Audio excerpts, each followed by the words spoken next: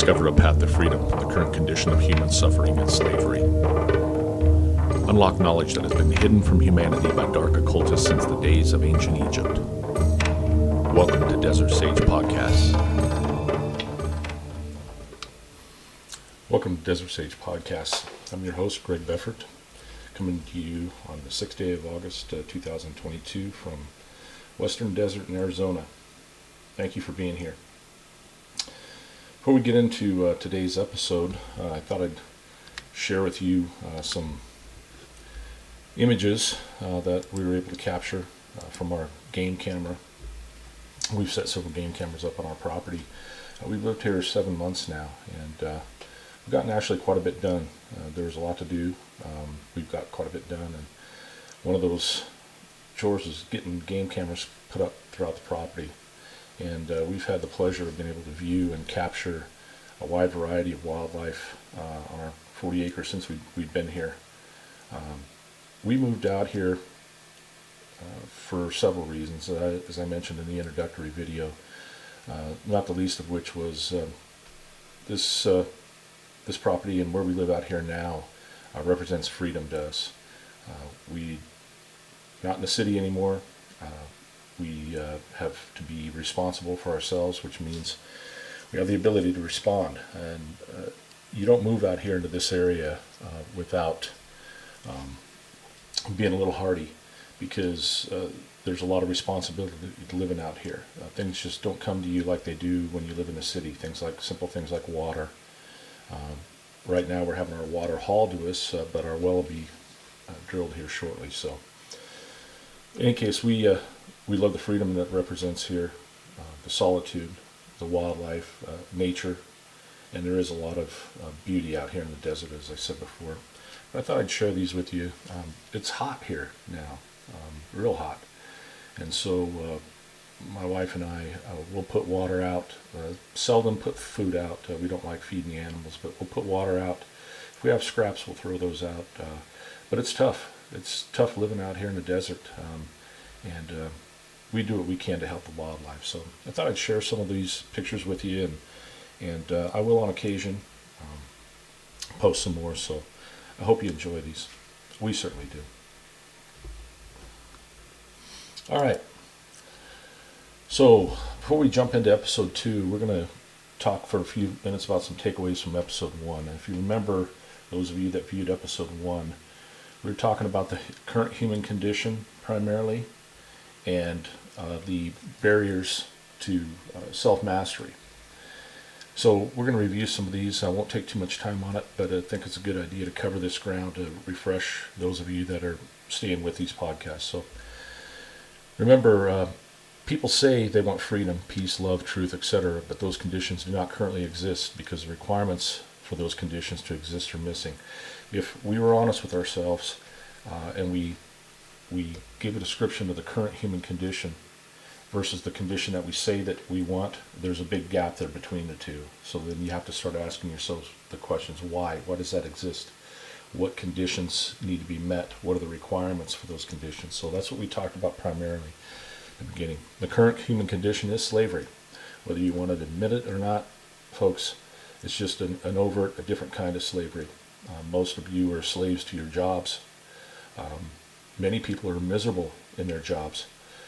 I know that when I was in law enforcement, one of the biggest stressors for me was not the people that I was out,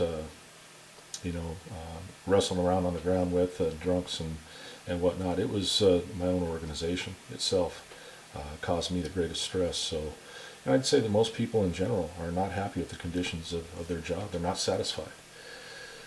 So whether you're a debt slave or slave to the dollar, in other words, you have to work to live, you are in a condition of slavery.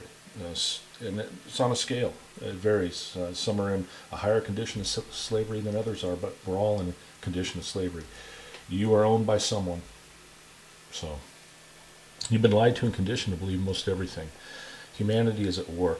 If the last 2.5 years haven't convinced you that your reality has been painted for you, the picture of your reality has been painted for you, and fortunately, and I have to say this in a positive sense, I do believe that people are starting to stir from their sleep, in essence. They are starting to wake up to the fact that they have been lied to, continue to be lied to. And this is probably one of the toughest things that there is for people when they first start watching these podcast series. Especially the older you get, to reflect and look back on your life and to know that you've been lied to. Everything has pretty much been a lie your entire life. Particularly when it comes to things like the reasons we go into war, why poverty exists, all of those things. So humanity is at war. And it's as much a spiritual war as it is a physical war. And it will go kinetic, which is the reason that I'm doing, and several other people are doing this work now, is so that it doesn't get to this point. But we're fast approaching overt slavery again, folks. There are numerous barriers to freedom and self-mastery to include poison worldviews, fear and denial. We talked about these barriers to self-mastery. Poison worldviews. There's a lot of people that you may know that I know that operate from a Christian worldview. What that means basically is that's the lens, they hold up the lens of Christianity when they look through and they see the world. So some people have a worldview that says that humans are evil in general, and that we're bad. Our nature is bad. The human nature is bad. And we talked about how the human nature is neither good nor evil, but it is programmable. We are programmable beings. And we use the analogy of a computer and how we have input, processing, and output. The same analogy can be applied to us. Not that we are computers, we are like computers in that we can be programmed. And we have been, folks, from pretty much birth. Those Christian worldviews that you get most likely came from either parents, grandparents, or adults. So my take is not to denounce or criticize these worldviews. My position is to get you to start to question or get you to understand why you have those beliefs, why you have those worldviews. Which is more important to you, belief or knowing? Well, belief is the enemy of knowing, folks. So I'm just trying to get people to question, where do those worldviews come from? Why do you believe the things that you do? And then start questioning those beliefs. It's much better to know than to believe. We create some of the barriers ourselves. Others are manufactured to keep humanity in a state of perpetual slavery. Sometimes we're our own worst enemies. We build our own prisons, our own mental prisons around us. We can be as brutal on ourselves as those that are actually trying to manipulate us can be. Most people actually fear freedom because of the responsibility that comes with it. And that goes to the heart of what we're talking about here. Everybody says that they want freedom. The reality is most people run away from freedom because they know the responsibility that's involved with it. And that starts with being able to think for yourselves instead of letting the mainstream media or government officials or experts tell you what to think. A lot of people operate from a very, and that's unfortunate, a very low level of self-esteem, self-loathing. They don't think they're good enough, smart enough, rich enough. We talked about those poison worldviews. A lot of people think that the value of a human being only rests in what value they have, what they're worth, their net worth, or how popular they are, or how much power they own or they possess. So most people will shy away from freedom because of the responsibility that goes along with it. What is required is knowledge. That gap between what we say that we want and the current human condition can only be filled with knowledge. This knowledge has been occulted, which means it's been hidden by very few at the top of that power pyramid of power that we talked about in episode 1.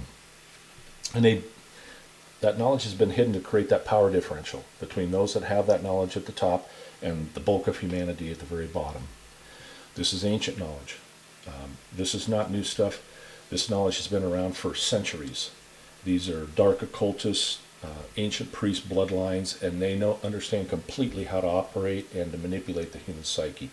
And now they just have the technological means to do it in a much larger and a much grander scale. The knowledge that has been occulted is the knowledge of natural law and how the human psyche works. Those are the two things that have been hidden from humanity that are keeping us in a state of perpetual slavery. The knowledge of natural law and the knowledge of how the human psyche works. I'll give you an example.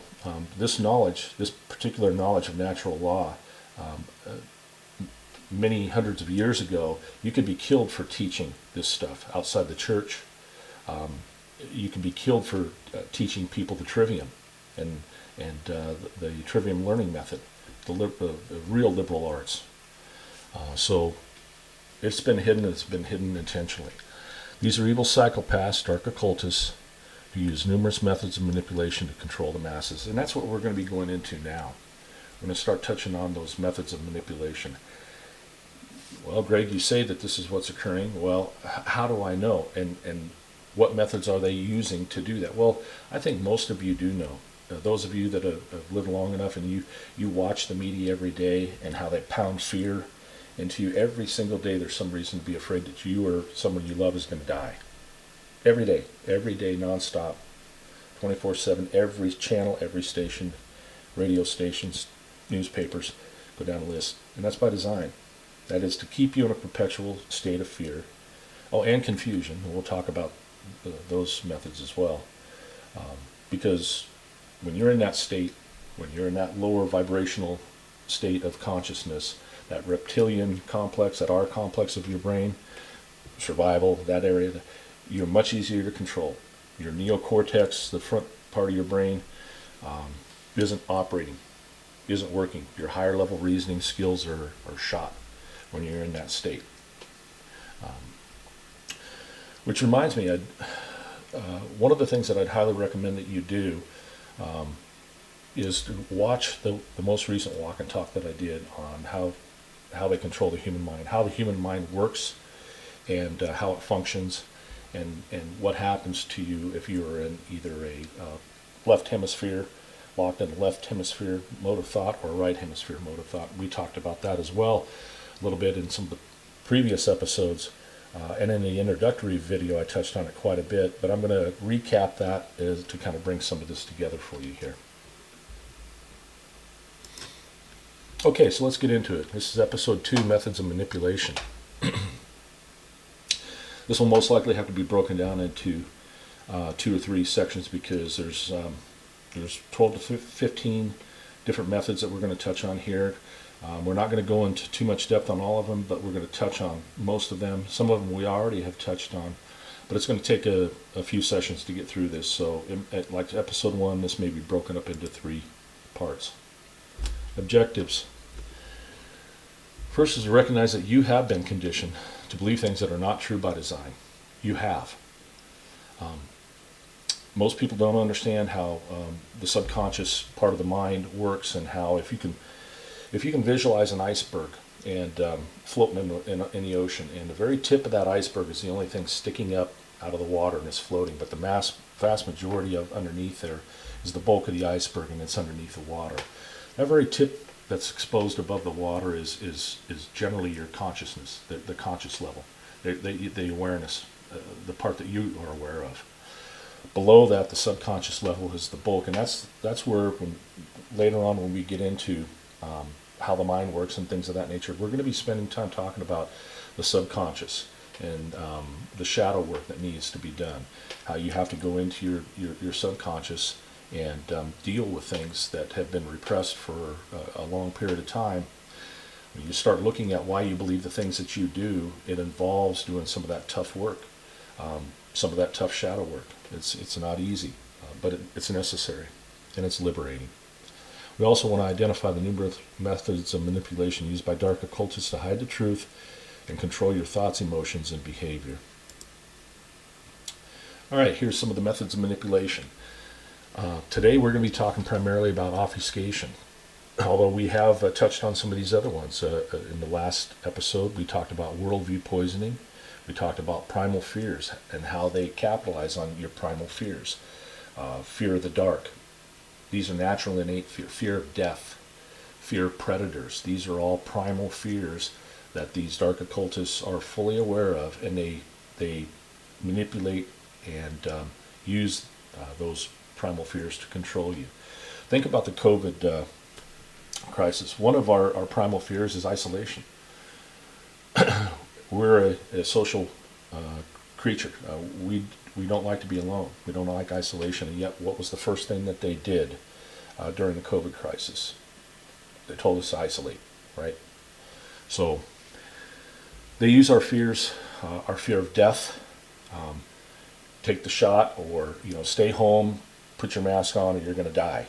And they had all these images and pictures of people dropping in the streets in China and all of that. And so they capitalize on these primal fears.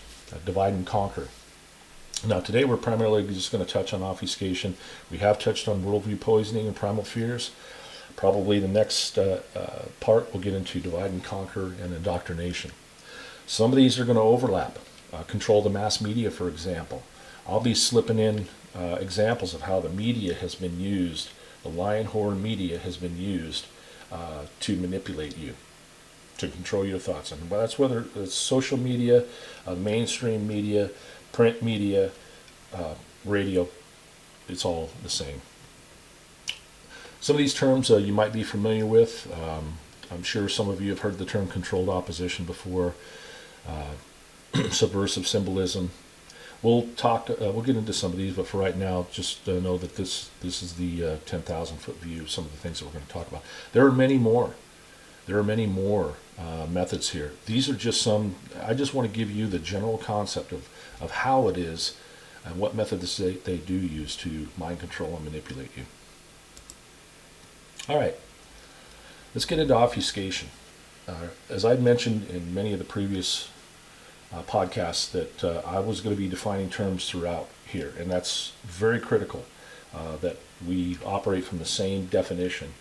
And you'll notice, and we'll get into this a little bit later, how changing definitions has become real popular amongst the current administration, but it has been throughout the COVID crisis, so we'll get into that. So obfuscation is the obscuring of the intended meaning of communication by making the message difficult to understand, usually with confusing and ambiguous language. Obfuscation can be intentional or unintentional. Now, you'll notice here I use the source here was Wikipedia. I'm going to tell you right up front here now, I don't use Wikipedia hardly for anything. That is not a go-to source for me, but generally I know most people do. So when I can find a term that has the same general meaning as the sources that I use, I'll use it because that's where most people will go. But just know that Wikipedia is not a source that I generally will refer to. It's also important to focus on the fact that it can be intentional or unintentional. I'm going to do the best that I can do to not obfuscate or make the meaning of what it is that I'm trying to say clear. I don't always get it right, folks. I don't. I admit that. But I'm going to do the best I can. My intention is not to confuse or deceive you. My intention is to help educate you about some of these topics, and there's no harmful intent involved. We're going to be talking about the intentional type of obfuscation. See the image down in the lower right here of photographs of people. You'll notice it starts off clear. There's a lot of clarity. You can see definition. Their faces are clearly distinguishable. But as you go to the right, they start to become obfuscated. In this case, they use pixelation to distort the image and to make it so it's not clear, so that by the time you get to the far right here, you can't even determine what it is that you're looking at. So, and that happens a lot with obfuscation in terms of those that use it for nefarious purposes. Okay, I want to talk about some of the concepts that the rulers or the powers that shouldn't be used here. In this particular illustration, I've got 3 panes of glass here, and what I'd like you to do is just imagine that the government and the media are those panes of glass. They represent the panes of glass. And in the first window here, you'll notice that a lot of times government and the media will tell you how transparent they are. their policies, the government's policies and regulations, and the way they operate is, we want transparency. Well, that's the furthest thing that they want, and that's the furthest thing that we get from the government. So in this case, it's transparent. You can actually see through it. You can use your senses, your five senses, to distinguish what you perceive on the outside of the window. It's pretty clear. It hasn't been distorted. You go to the next image, it becomes translucent. You can see it's been distorted. And this is generally where the media lives, and in this middle ground in here. Transparent on the far left would be the full truth, in essence. Translucent is pretty much, you can compare that to half-truths. And that's what we get in the media all the time. And they're masterful at it. And so are politicians. They'll sprinkle just enough of the truth in there, into the cake batter, like I said before, to make it palatable for you, to make it believable. Okay? You'll notice that it's distorted view. You can't really make out detailed images. You get part of it, but not a clear view of what is actually out there. Can't make out clouds. Can't really make out the shape of the mountains and things like that. Can't tell if it's trees, whatnot. And then what we have on the far right here is what, in my opinion, is truly where the government and the media lies, and that's in the opaque realm. They pulled the blinds down, or they've frosted the glass to the point where you can't tell, you can't make out any details. You have no idea what's out there, and you can't tell truth from fiction. So they obfuscate the simple and the complex. In this illustration here, nature, for example. Nature is very simple in its design. It's elegant. It can also be complex. Don't get me wrong, but nature has no contradictions, and that's how you know that there is truth in nature, is that there are no contradictions in nature. You look over on the right-hand image there, and you see obviously the wheels of a clock, something man-made. Generally, that's the problem with humanity. We take simple concepts and we want to make them complex, like the truth, for example. The truth is very simple. Natural law is very simple. It's a very simple complex. You can break it down to the golden rule. Do unto others as you have them do unto you. Do no harm and take no crap from other people. That's as simple as that. That is the most simple. 6-year-olds understand this concept. You want to know why? It's because the creator of the universe hardwired this into us. We know right from wrong innately. People do. People innately know right from wrong, but over the course of the years, they block out that little voice that tells them, their consciousness, that tells them right from wrong. They make justifications and excuses. They make it complex. So there's another way in which obfuscation is used. They take the simple and they make it complex. The truth, for example, is real simple, but yet they'll make it complex in order to confuse and obfuscate. I wanted to talk a little bit about this idea of natural versus artificial in terms of obfuscation. Powers that be generally will want to take what is natural, what is found in nature, in essence, and turn it into something artificial. Part of this is because, to be quite honest with you, we have men and women who think that they're God. They think that they're God. They're entities, I don't even call them human, that would much rather, be a slave, which would much rather rule on earth and be a slave in heaven. They rebel against the creator of the universe. They want to destroy nature. They want to divide us from ourselves, from each other, from nature, the creator of the universe. They want to divide us from all that instead of giving you or having the understanding that we have a unity consciousness. We're one with this existence, and yet they want to separate. They want to divide. So we look at natural versus artificial. The top picture on the left shows ecosystems. Natural ecosystem on the left, and then an artificial one, which is a large aquarium. You may not be able to see that. I apologize for the small image. A large aquarium on the other side. Below that, you have natural immunity and artificial immunity. Natural immunity through exposure to bacteria and other environmental infections. And then you have the artificial immunity in the form of a vaccination. And I don't even want to use that term for the COVID-19 creation that they've manufactured. It's not a vaccine. And the next image is natural antibodies through a mother and breast milk. And then you have artificial through monoclonal antibodies. You have natural disasters, hurricanes, lightning storms, snowstorms, volcanoes, all of that. And then we have artificial disasters, those that are man-made, like the disasters of war. Think about the Arab Spring, for example, those of you that are geopolitically savvy and understand that incident. That wasn't a natural uprising. That was a man-made uprising, like many others. Look at Ukraine now. The United States, say what you want, wave your flag all day long, folks. This country is not what it was. It is, and people get pissed off because, I criticize law enforcement. I criticize the military. I criticize our government. I spent a great deal of my life in all three of those institutions, and I have a right to criticize them. I've seen what it was even as far back as when I was in the military and in law enforcement, and I see what it has become. I criticize what it has become, and the people that are in there now, and what they have become, what that institution has become, what the medical profession and the legal profession have become. That's what I criticize. It doesn't take away from the honor and the bravery of those men and women that committed heroic acts in any war that we went through. They were out there fighting for each other.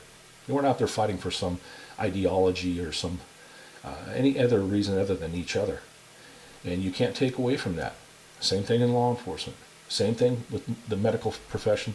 Same thing with the legal profession. There are people out there that understood, took an oath, understood the principles behind the oath that they took, which is the most important thing, and honor that. Honored it throughout their career and even into retirement. There's a lot of things I could be doing with my time now. Just because I'm retired doesn't mean I get to sit back on my ass and watch what's happening around me. I can't do it. But yet I see a lot of my former military and law enforcement people doing just that. Saw them do it throughout this COVID crisis, this fraud. They knew exactly what was going on. They knew they didn't have the right to enter businesses and shut them down under the color of authority. They knew it, damn well knew it. And write tickets or arrest people for not wearing masks in many cities and stuff in this country. I saw it happen in Australia. I saw the brutality of the crap that was happening in Australia and New Zealand. Go look at some of those videos, folks. So these artificial crises that get created by man, and then we have the people that took oaths, whether it was a Hippocratic oath or not, you dishonored that oath. Many of you have throughout this. And it's one thing to not interpose, when they should have interposed, when the health department agencies were going around and shutting people down. These law enforcement agencies should have said, unless you're in there to check the temperature of the freezer or the beer cooler, you get out. You have no business being in here. And that's the way it should have been, but it wasn't. They stood down. Just like they stood down, watch cities get burnt and looted at the direction, because they were ordered to. These are the order followers that I'm talking about here, who set their consciousness up on the shelf, and instead of doing what they knew was right, and I don't care, I'm going to say it about Uvalde too. There are two reasons why that incident occurred there. And number one was we got people who failed to follow order, or who followed orders. The other problem was they set their consciousness up on the shelf out of fear of what was going to happen to them. Simple as that. Get as pissed off and as butthurt over it as you want. That's the reason why. There were parents there that weren't waiting for a shield, weren't waiting for anything. They knew in their heart what had to happen, and they were willing to go in and do it by any means possible. And I got to tell you, I'm ashamed. I'm ashamed at the response of that agency. It's certainly not helping law enforcement's cause. Pathetic. Organic food, artificial food. Look at the food, look at the water, look at the air that we breathe. And then at the very bottom there, artificial intelligence versus natural stupidity. And this little meme here is a mock, obviously, of trying to show that artificial intelligence is superior to human intelligence. And they show an image of an X-ray of Homer Simpson's brain with a little pea brain in there. I'm here to tell you now there's no way in hell that artificial intelligence will ever match what the human brain can do. But beyond that, now you're starting to hear stories about how artificial intelligence has become sentient, how it now has feelings, that they can produce artificial intelligence with some form of sentience, or the ability to feel sensations or feelings, which is horseshit. When you start hearing that stuff, your radar better pick up. So, obfuscation of the natural with the artificial. Okay, the simple with the complex. Here's another example here. Another source here from Wikipedia. The term circumlocution is the use of an example here. Soldier on the right, I use an M16A2 rifle for target practice. Soldier on the left, I use a lightweight air-cooled gas-operated magazine-fed shoulder or hip-fired weapon designed for either automatic or semi-automatic fire of 5.56 millimeter ammunition through the use of a selector switch for my target practice. Believe it or not, when I was in the military, we had to memorize something very close to the second phrase here as part of our training. But using a lot of words to describe something that could be used with very simple words. It's another way that they obfuscate. Use of jargon. Jargon is deemed the specialized terminology associated with a particular field or area of activity. You'll see jargon used in a lot of professions, primarily the medical profession, legal profession, law enforcement, military, as we'll touch on here. But a lot of professions have their own jargon, and a lot of times it's just nefarious. It's just language that's used in that particular profession or culture. In the case of military and law enforcement, medical and legal, their cultures. And the first four letters of that word culture are cult. And I'll get into, later on, we'll talk about definitions of cult, how people are indoctrinated into them, and how professions like the military and law enforcement absolutely are identified as cults. And a lot of it has to do with their language. About a little background here. This is from Wikipedia. Doctors are faulted for using jargon to conceal unpleasant facts from a patient. The American author and physician Michael Crichton said, "Medical writing is a highly skilled, calculated attempt to confuse the reader." Psychologist B.F. Skinner said, "Medical notation is a form of multiple audience control which allows a doctor to communicate to the pharmacist things which the patient might oppose if they can understand medical jargon." So jargon can be used for nefarious and non-nefarious purposes, just like everything. There's a duality to everything. Most things can either be good or bad. It depends on the consciousness of the wielder, the person wielding. Whether it's a weapon, a butter knife could be used to butter bread, or it could be used to kill someone. Same thing with handguns. Same thing with any other weapon. It depends on the consciousness of the user that's wielding it. Again, we talked about legal jargon. Here's an area where you are intentionally, and jargon is intentionally used to confuse people and to keep them in a state of unknowing.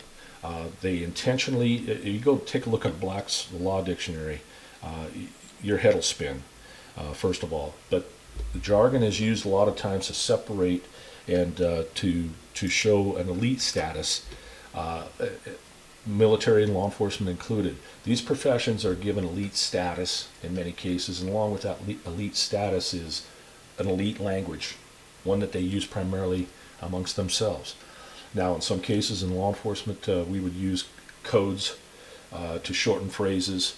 Instead of saying, "Yeah, I copied your last transmission," you'd say something like 10-4, or or an 11 code. Military has their jargon. Again, in many cases, it can be used for non-nefarious purposes. It just helps you function in the world that you're in. In other cases, it's used to keep information away from those that are not part of that culture. You're not in that elite status, and so you don't understand the language. Here we go. Here's a big one. Changing definitions to fit the agenda. Although it's not listed on here, the most recent one that's come to light is obviously the changing in the definition of a recession. Okay, most of you who watch the news or get your news from whatever source, that's the latest change. Change the definition to fit the agenda. That's what we're talking about here. I want to primarily focus on the COVID fraud here, and how changing of definitions was used throughout this entire scam. First one was changing the definition of a pandemic itself. The WHO did this back in around 2010, I believe. Don't quote me on that, but it was right around that time, shortly after the H1N1 debacle, where they tried to get everybody stabbed in the arm on that one, and that failed. Because of the definition of pandemics. Well, they learned their lesson. They went back and they changed the definition back then. The definition didn't change as a result of COVID. No, this has been in the works here, folks, for years. It's been in the works for years. Believe it, don't believe it, I don't care. I would highly recommend that you start doing some research on this stuff, because this has been planned for quite a while, folks. Nothing happens by accident here. There are no conspiracies, but there are no coincidences either. And I'll tell you that from being in the military and in law enforcement. Things don't happen by accident here. Not in most operations, anyway. Then it went into the definition of a COVID-19 case. Remember, they had to, this is how a case was defined. They went and they changed case definitions to suit the agenda. Asymptomatic infection. What it meant to be asymptomatic, doctors, researchers, scientists, people in medical profession have known forever what the definition and difference between asymptomatic and symptomatic infection meant. Well, they went and changed it. Definition of a vaccine, that changed. Definition of being vaccinated changed. What it meant. And I got to tell you, this is where most of the people that became part of our Havasu Patriots group came from. A lot of these people had been vaccinated when the vaccines first rolled out, and they were told they were going to be able to go back to normal, wouldn't get infected again, could go out and live a normal life, all of that. Well, just the opposite happened. We knew it was a lie, it wasn't going to happen, and they probably knew it in their hearts too. But after that occurred, they started coming to our meetings. They're pissed off. These people are pissed off, and several of them have had adverse reactions and or deaths from people that they've known that have taken these poisons. And it's becoming known more and more by the day how harmful these have been, and the evil intent and the design behind this agenda here. What constitutes, now we got the clinical definition of long COVID now, or repeat COVID, whatever term they're going to, they'll change the definitions to suit the agenda. That's the way it works. This is the other way they obfuscate the truth. And then what defines a COVID death? Well, apparently Nevada knows. Not that any other state does, but apparently Nevada has the final say on what a COVID death consists of. So it's a joke, folks. It's an absolute joke. Obfuscation. Here we're going to get into the media a little bit here, and you'll notice on the image on the left there, it says the media is gaslighting America. Well, if you don't understand what the term gaslighting means, primarily it's a group of people or an individual. In this case, we're going to use the media that build a false narrative, and they present it to either individuals or a group of individuals, and they present a version of reality that is totally contradictory to the true version of reality in order to make the person feel like they're going crazy.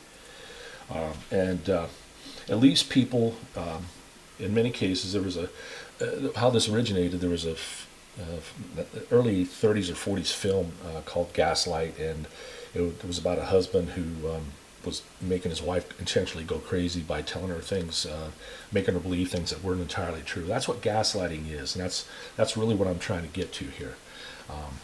They're trying to paint a picture of reality that is, is totally contradictory to what you know to be true.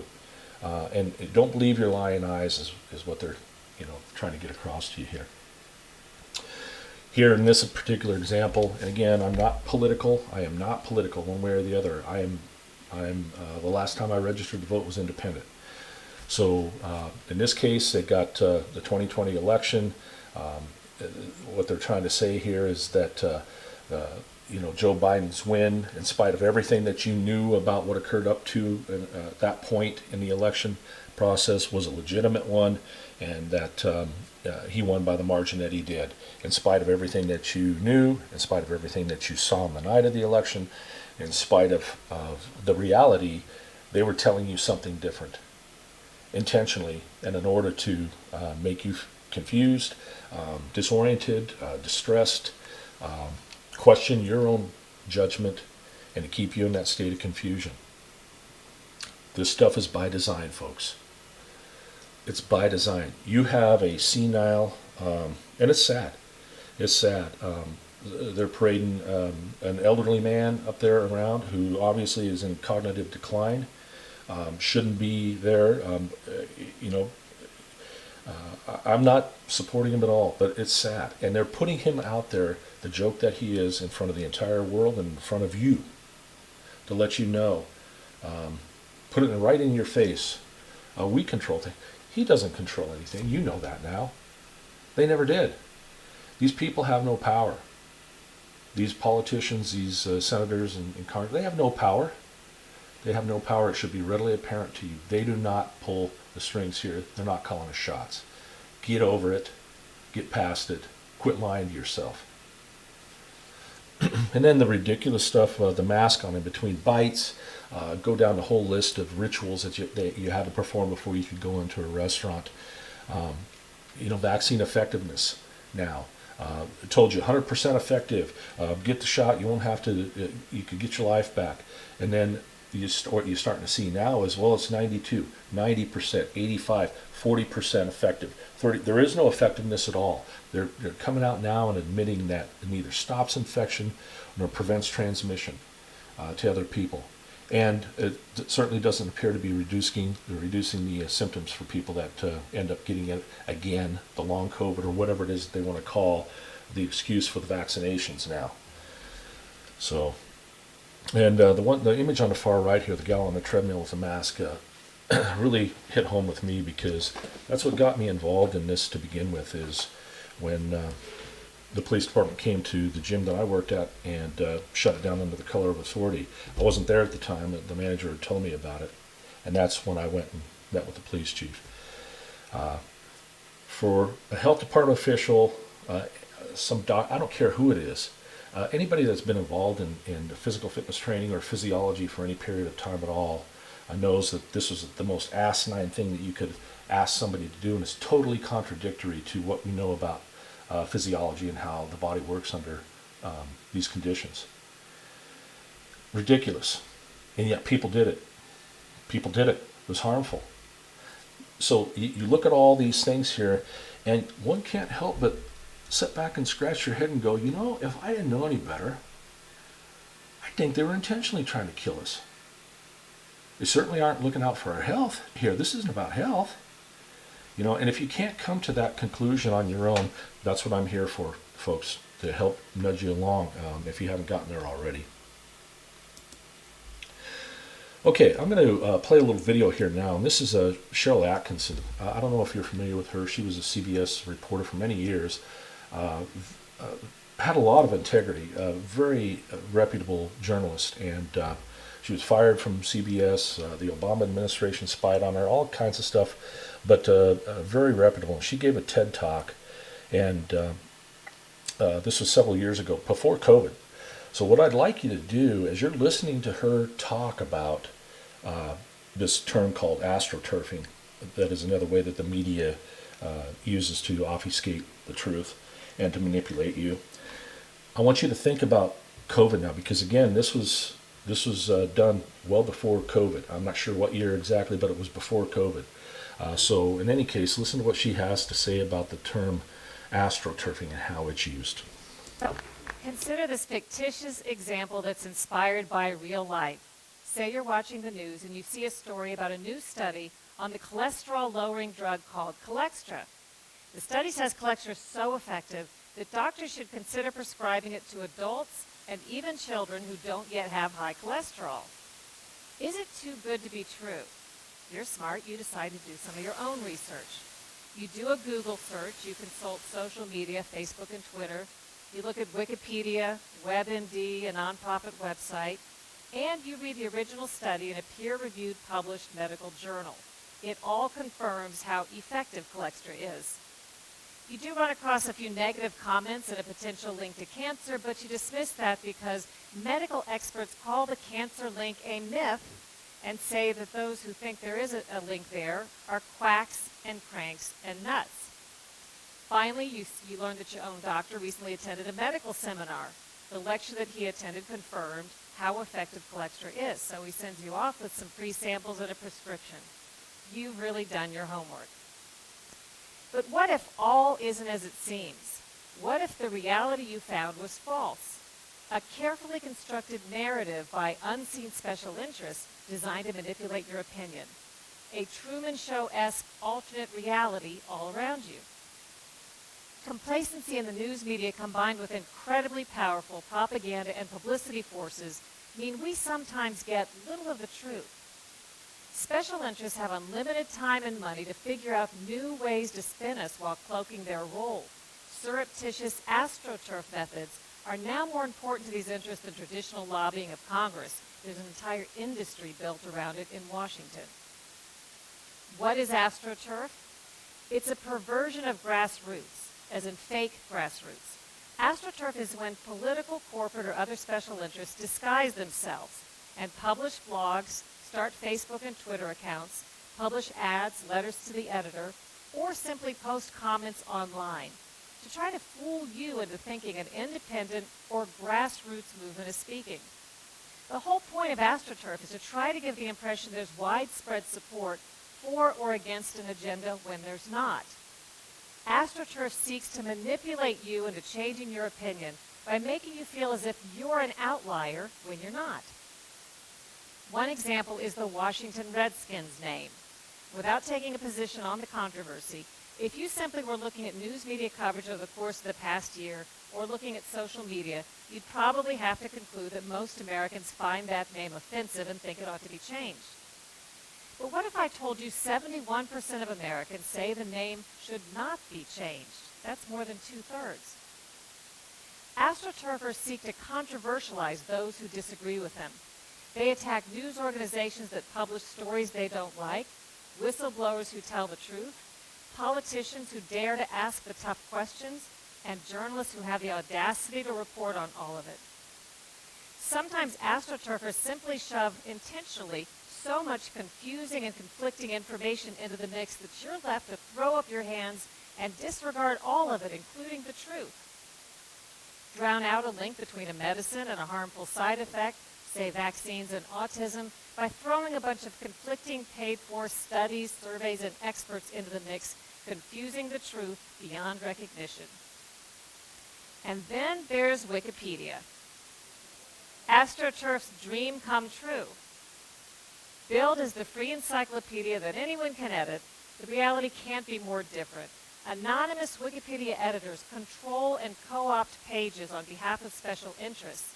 They forbid and reverse edits that go against their agenda. They skew and delete information in blatant violation of Wikipedia's own established policies with impunity, always superior to the poor schlubs who actually believe anyone can edit Wikipedia, only to discover they're barred from correcting even the simplest factual inaccuracies. Try adding a footnoted fact or correcting a fact error on one of these monitored Wikipedia pages and poof, sometimes within a matter of seconds you'll find your edit is reversed. In 2012, famed author Philip Roth tried to correct a major fact error about the inspiration behind one of his book characters cited on a Wikipedia page. But no matter how hard he tried, Wikipedia's editors wouldn't allow it. They kept reverting the edits back to the false information. When Roth finally reached a person at Wikipedia, which was no easy task, and tried to find out what was going wrong, they told him he simply was not considered a credible source on himself. A few weeks later, there was a huge scandal when Wikipedia officials got caught offering a PR service to skew and edit information on behalf of paid, publicity-seeking clients in utter opposition to Wikipedia's supposed policies. All of this may be why, when a medical study looked at medical conditions described on Wikipedia pages and compared it to actual peer-reviewed published research, Wikipedia contradicted medical research 90% of the time. You may never fully trust what you read on Wikipedia again, nor should you. Let's now go back to that fictitious Colextra example and all the research you did. It turns out the Facebook and Twitter accounts you found that were so positive were actually written by paid professionals hired by the drug company to promote the drug. The Wikipedia page had been monitored by an agenda editor also paid by the drug company. The drug company also arranged to optimize Google search engine results, so it was no accident that you stumbled across that positive nonprofit that had all those positive comments. The nonprofit was, of course, secretly founded and funded by the drug company. The drug company also financed that positive study and used its power of editorial control to omit any mention of cancer as a possible side effect. Once more, each and every doctor who publicly touted Colextra or called the cancer link a myth, or ridiculed critics as paranoid cranks and quacks, or served on the government advisory board that approved the drug, each of those doctors is actually a paid consultant for the drug company. As for your own doctor, the medical lecture he attended that had all those positive evaluations was, in fact, like many continuing medical education classes, sponsored by the drug company. And when the news reported on that positive study, it didn't mention any of that. I have tons of personal examples from real life. A couple of years ago, CBS News asked me to look into a story about a study coming out from the nonprofit National Sleep Foundation. Supposedly, this press release coming out said, the study concluded we are a nation with an epidemic of sleeplessness and we don't even know it, and we should all go ask our doctors about it. A couple of things struck me about that. First, I recognized the phrase, ask your doctor, as a catchphrase promoted by the pharmaceutical industry.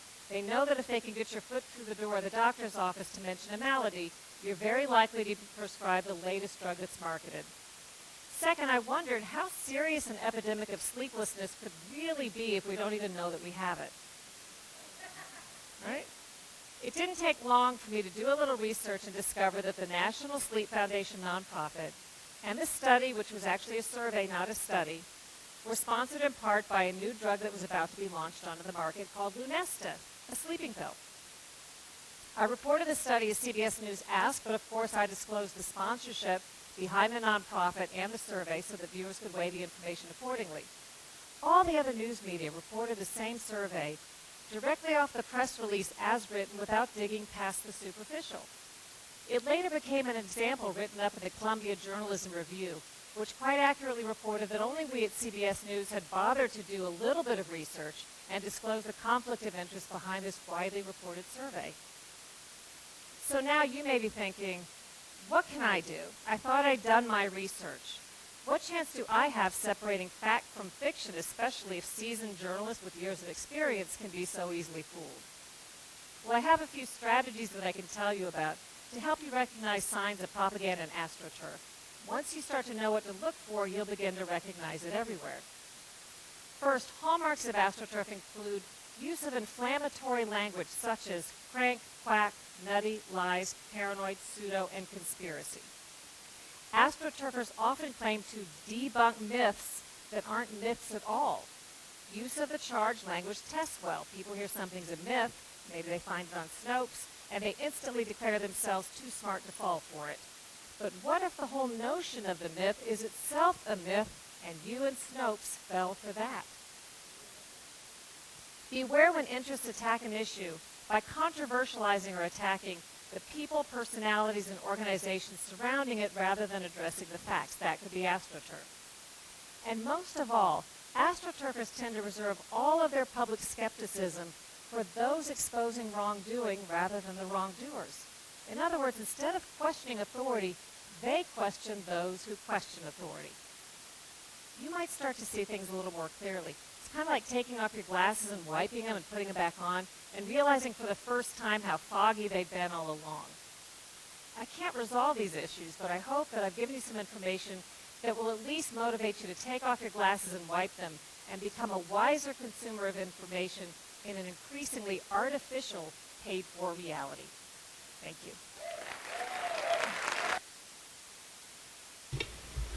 Okay, so you can see how if you kept COVID-19 in your mind as you were watching that video, a lot of things should have fell in place for you.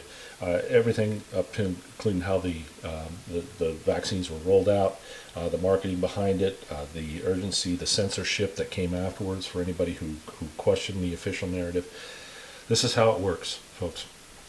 There are a lot of resources out there for you, and beyond the advice that Cheryl gave you, I would recommend that you go start doing some research on the ways that the media, the methods that they use, everything from the blue and red backgrounds to the color of the suits and the ties that the people wear.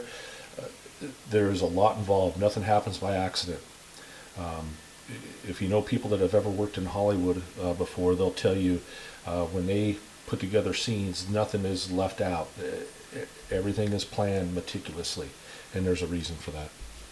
Okay, this next concept I want to get into here is what I call steps to chaos, slavery, or you can use the term hell if you want.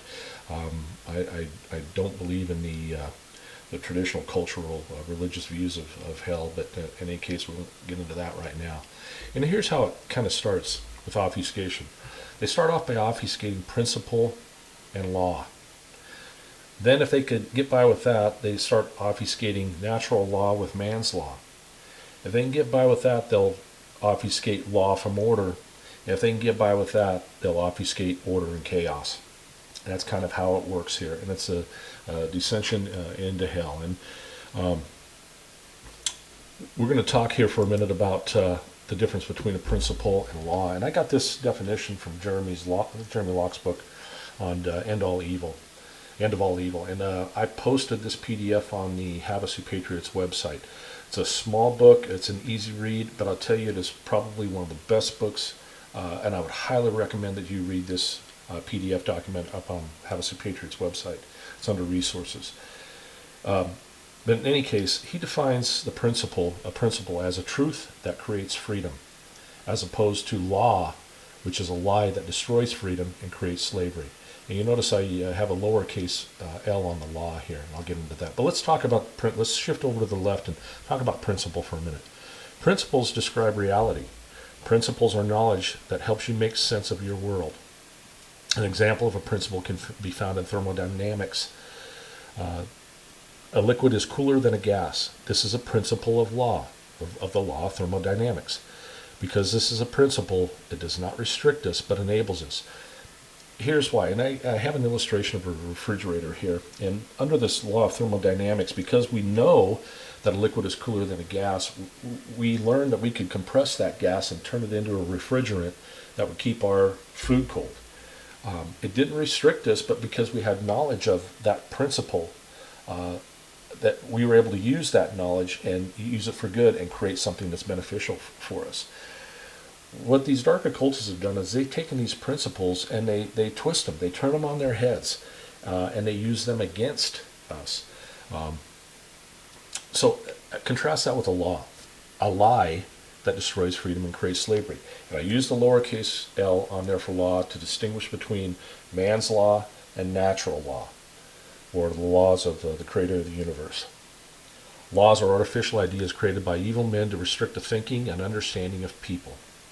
Laws mask themselves in authority so they can impersonate principles. Impersonate principles. An example of a law can be found in the culture of royalty. A commoner owns homage to the king. This is a law. Because it is a law, it destroys freedom and enslaves. A law must be enforced because there is no truth in it. A law destroys freedom because it is a lie. If you think about the government and all the laws that we have in the books would make the average person a walking felon every day. Um, there's no morality in it. There's no legitimacy in the laws that are passed. And where they overlap with natural law, they're redundant and unnecessary. All we need is natural law, the, the laws of nature, the laws of morality to govern our behavior here. We don't need rulers.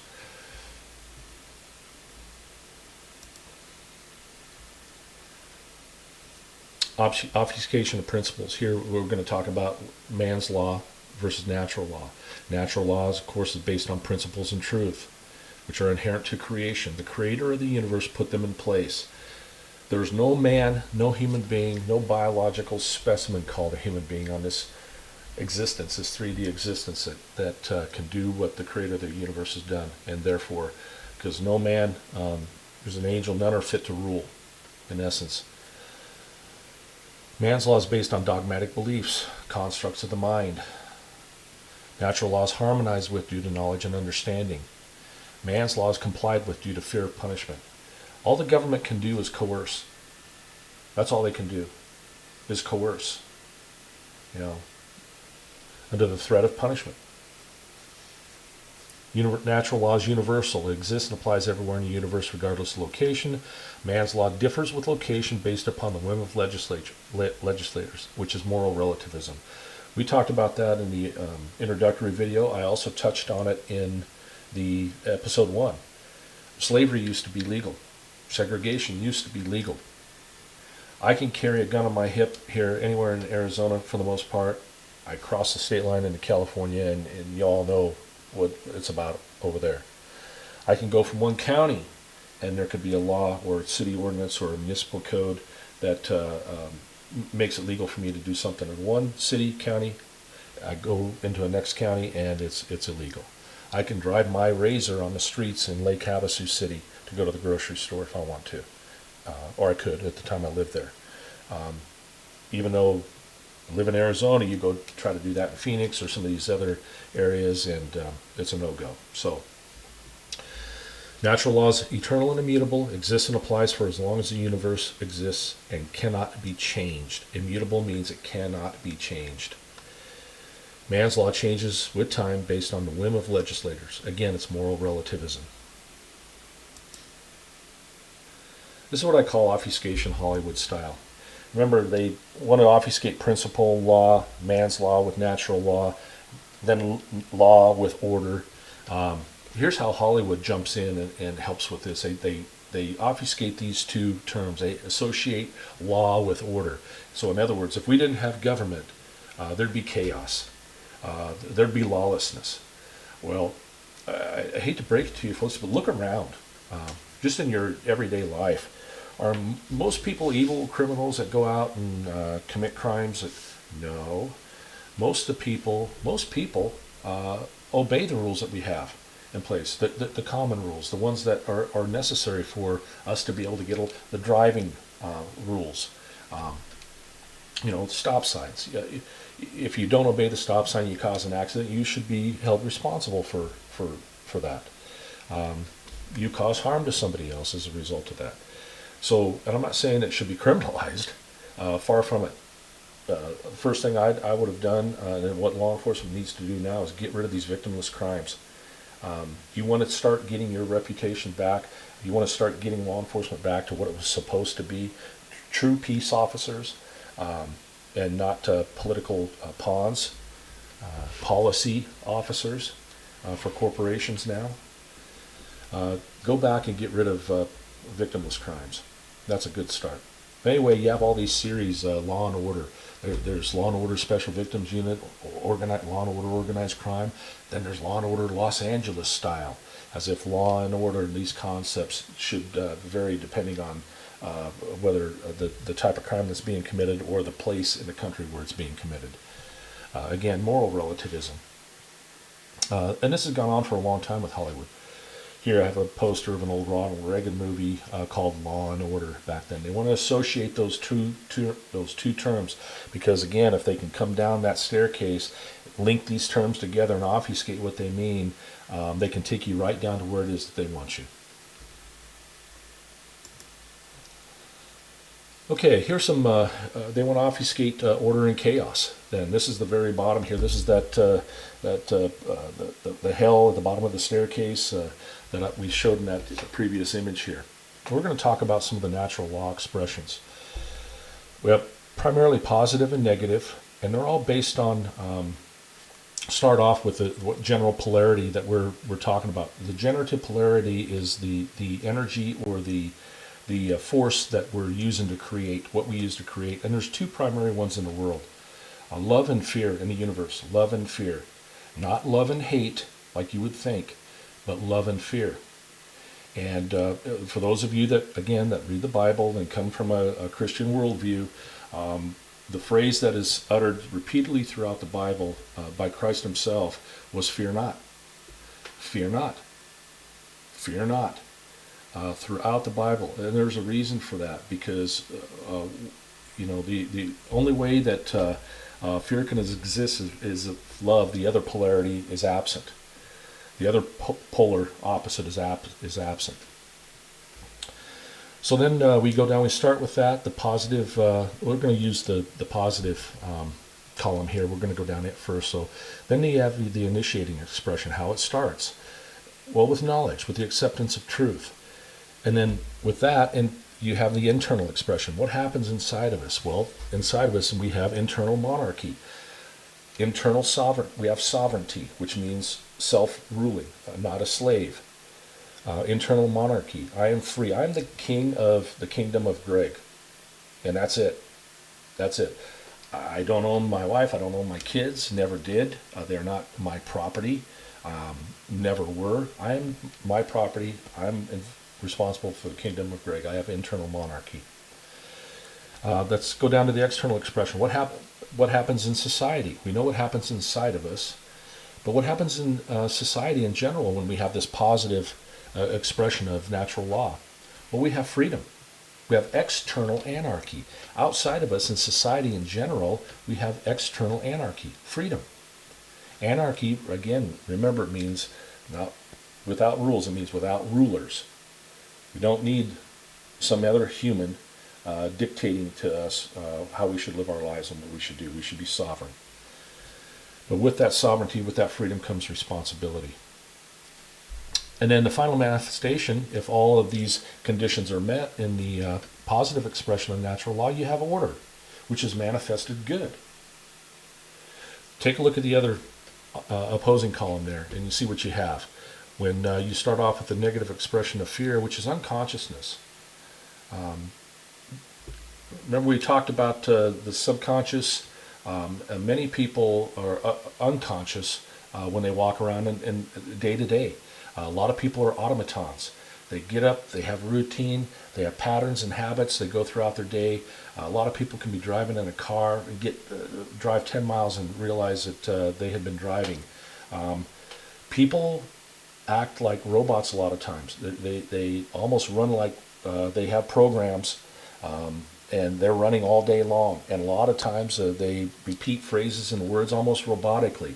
You ask them about some geopolitical position, and they'll automatically parrot the talking news version of it, the narrative. So I won't spend too much more time on this. I want to close up this session here, but this is ultimately down here when we talk about order and chaos at the very bottom here. Now, I want you to take a look at your dollar bill. If you take a look at your dollar bill, on there you'll see the Latin term ordo ab chaos. What that means is order out of chaos. And there's artificial chaos and there's natural chaos. The natural chaos can occur when we have a violent storm, volcano, eruption, things like that. It's natural. It's naturally occurring in nature. There's manifested artificial chaos that our government has been responsible for, whether it's getting us in conflicts, artificial chaos, your Hegelian dialectic, problem, reaction, solution. Government creates the problem, they wait for the reaction, and they have a preconceived solution already in place, ready to roll out. Think of the COVID-19 fraud. Think about the wars and the conflicts that we've been involved in. Think about weapons of mass destruction in Iraq. These things don't happen by accident, folks. Look up the Hegelian dialectic and problem reaction solution, and find out what that's about and how the government has used that to obfuscate us into wars and other conflicts and to control the population. Okay, I went a little over. I wanted to keep it under an hour and 10 minutes. We're going to close it up here now. Next time we're going to get into more methods of manipulation. Again, I mentioned we're going to talk a little bit about divide and conquer and indoctrination. So, that said, I'll close for now. Thank you very much for taking the time to watch this presentation. I hope it provided some clarity for you. I hope that I continue to not obfuscate the message that I'm trying to get across here. These presentations, I'm working really hard to try to make them better each time. I had to do this presentation 3 times. I had to record it 3 times. I had software errors, audio errors on occasion. So it is what it is. But I appreciate you taking the time to listen. Thank you. Take care. Be safe. Freedom.